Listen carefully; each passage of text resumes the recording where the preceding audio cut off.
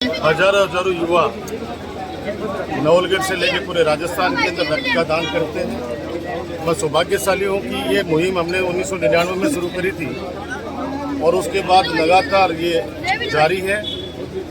और मैं तो इतना ही कहूँगा कि जितना जोश युवा पीढ़ी के अंदर रक्तदान करने के लिए मैंने देखा है, मैं किन शब्दों में उनका धन्यवाद ज्ञापित करूं, क्योंकि रक्तदाता महान होता है।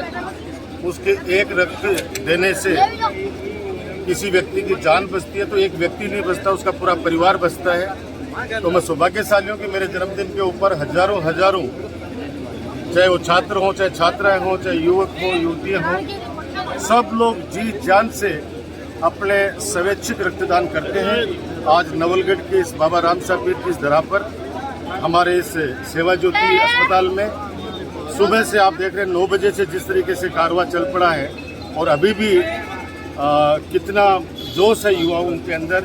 मेरे बुजुर्ग जो मेरे पिता तुल्य हैं, मेरी माता बहनें मुझे आशीर्वाद देने के लिए यहाँ पे आई हैं, मेरे लिए हमेशा दुआ करते हैं, प्रार्थना करते हैं, भगवान से, ऊपर वाले से दुआ करते हैं कि मैं हमेशा उन लोगों के काम आऊँ जो लोग उम्मीद भरी निगाहों से देखते हैं।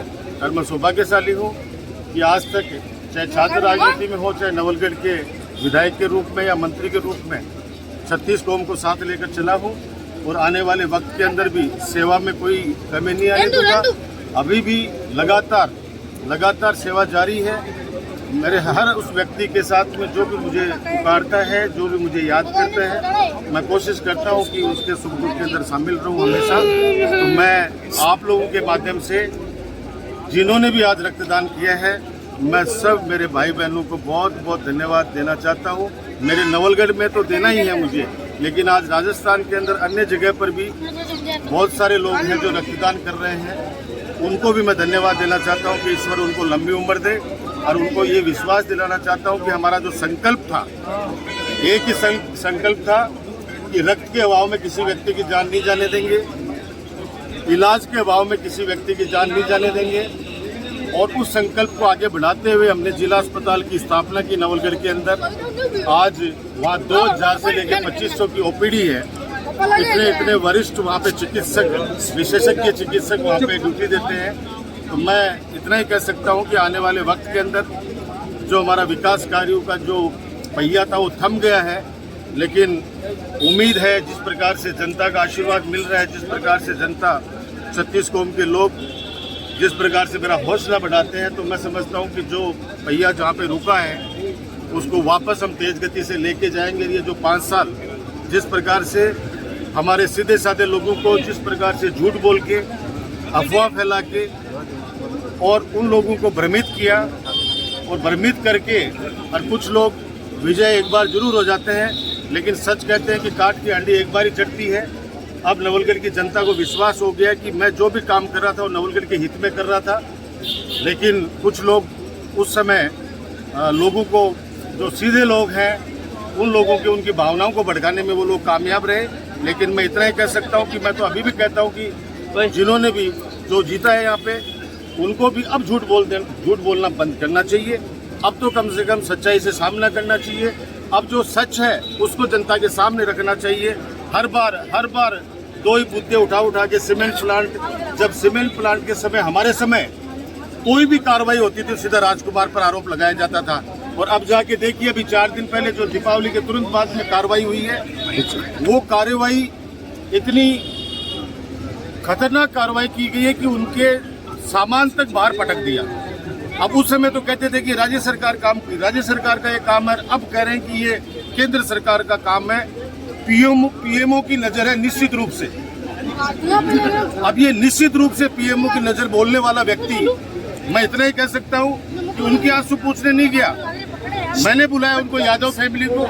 जिस प्रकार से फैक्ट्री के अंदर उन पे अत्याचार किया गया, अब मेरे टाइम पर भी कार्रवाई हुई, मैंने ही करा, नहीं हुई, लेकिन जिस तरह से उनको खुले आसमान के नीचे पटक दिया गया, उनके सामान को जिस प्रकार से सड़कों पे पटक दिया गया, हमारे टाइम पर इतना तो कम से कम मानवता थी कि ये 10 दिन, 20 दिन, 1 महीना, 2 महीना, जितना उनको समय चाहिए वो समय जरूर मिलता था।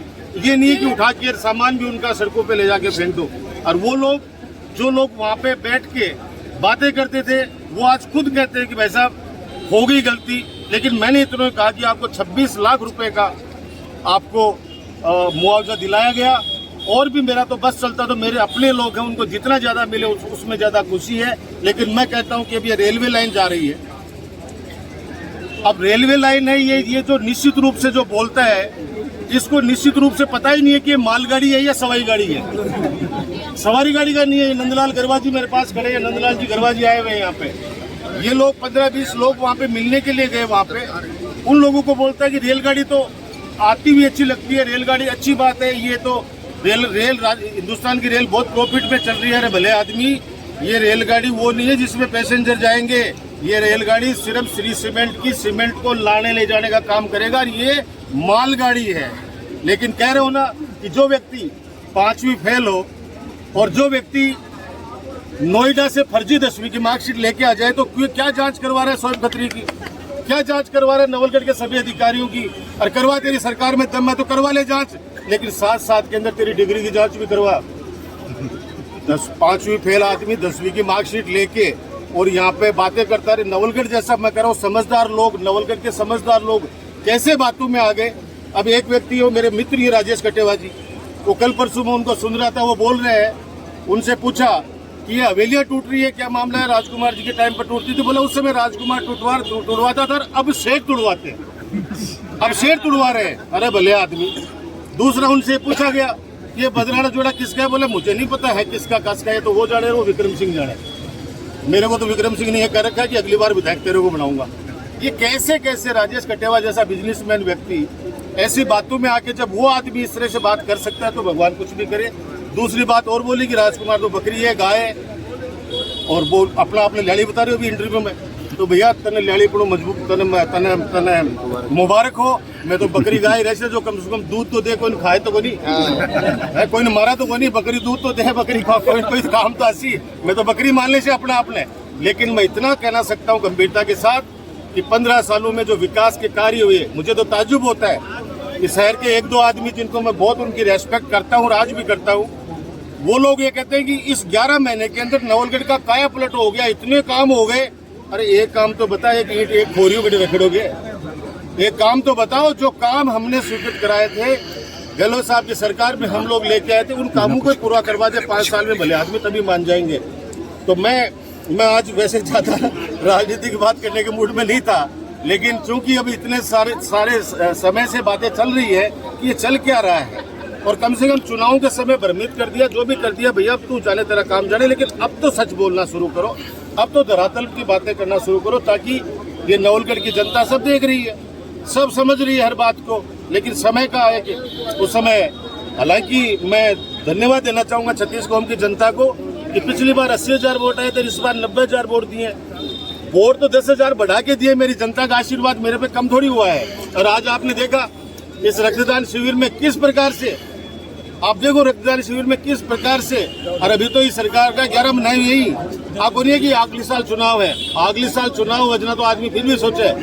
मन से आए सब लोग, मैंने एक भी व्यक्ति को कॉल नहीं किया है। सब कार्यकर्ताओं ने अपनी अपनी जिम्मेदारी समझते हुए, और वो कार्यकर्ताओं ने सारा कार्य किया। कार्यकर्ता आप समझ चुके हैं कि जो नुकसान हम 11 महीने पहले उठा चुके, इस नवलगढ़ की गरीब जनता के जो काम हो सकते थे उनका सुनने वाला था।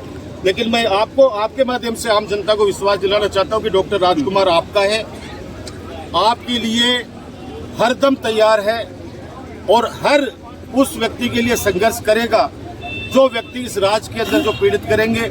और मुझे दुख इस बात का है कि ये कह रहे हैं कि 15 सालों में लोगों में डर तो अब है, डर तो लोगों में अब है। 15 साल तो राम राज्य था, सबको स्वतंत्रता थी, बोलने की थी, मजा नहीं है कि किसी के यहाँ पे कोई आकर बदमाशी कर ले। अब इस 11 महीने के अंदर कितनी चोरियां, कितनी डकैतियां, कितने काम हो गए, वो जनता तय करे, मुझे कुछ नहीं करना। लेकिन 15 साल के अंदर राम राज्य था। मेरे और आपके बीच में दलाल पहले भी नहीं थे, आज भी नहीं है। सीधा जनता से मेरा सीधा संपर्क था। अब दलाल क्या होता है, वो दलाल अब पता चलेगा कि चल रहा है लोगों को कि फलाने आदमी को साथ ले गए, पहले से ही बायोडाटा बना रखा है। पता करो इस गांव के अंदर इस आदमी ने वोट दिए नहीं दिए। बाबा राम साहब पीर की कसम खाए करता हूं, मैंने आज तक किसी व्यक्ति को भी कहा, आपकी अदालत में खड़ा हूं, मेरे पास जो वोट दिया वो आया तो उसका भी काम किया, जिसने वोट नहीं दिया उसका भी काम किया। मैंने कभी नहीं कहा कि तूने दिया है नहीं दिया।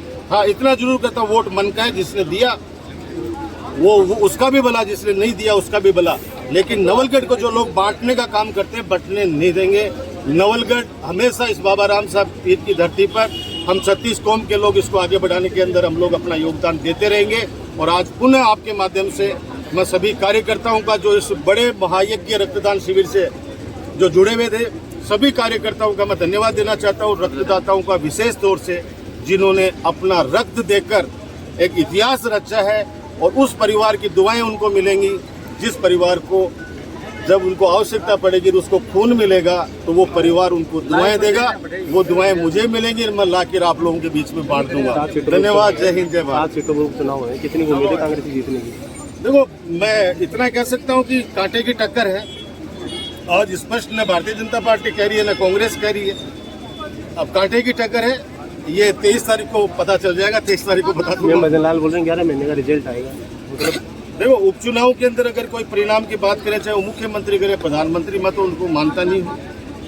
और वो कह रहे हैं कि वही बात है, वो मुख्यमंत्री जी भजन लाल शर्मा जी भी कह रहे हैं कि हमने जो वादे किए थे वो 11 महीने में कंप्लीट कर दिए। तो अब 4 साल और 2 महीना के कर से मन तो बेरोगो नहीं।